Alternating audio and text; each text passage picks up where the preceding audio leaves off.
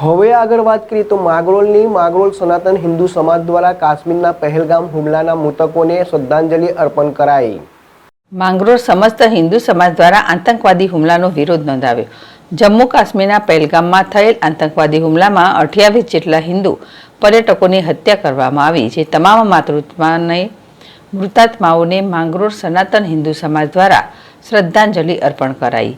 માંગરોળની લોહાણા મહાજન વાડી ખાતે રાષ્ટ્રીય સ્વયંસેવક સંઘ, વિશ્વ હિન્દુ પરિષદ સહિત રાજકીય, સામાજિક, ધાર્મિક સંસ્થાઓના અગ્રણીઓ અને વિશાળ સંખ્યામાં સમસ્ત સનાતન હિન્દુ સમાજના લોકો દ્વારા આતંકી હુમલામાં નિર્દોષ લોકોની હત્યા મામલાને વખોડી રોષ વ્યક્ત કરવામાં આવ્યો અને આવા કૃત્યો કરનારે કડકમાં કડક દાખલારૂપ સજાની માંગ કરાઈ હતી।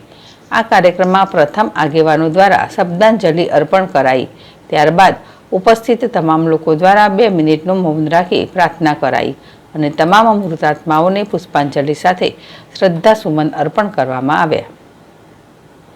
જીતુ પરમાર, ZSTV, માંગરોળ।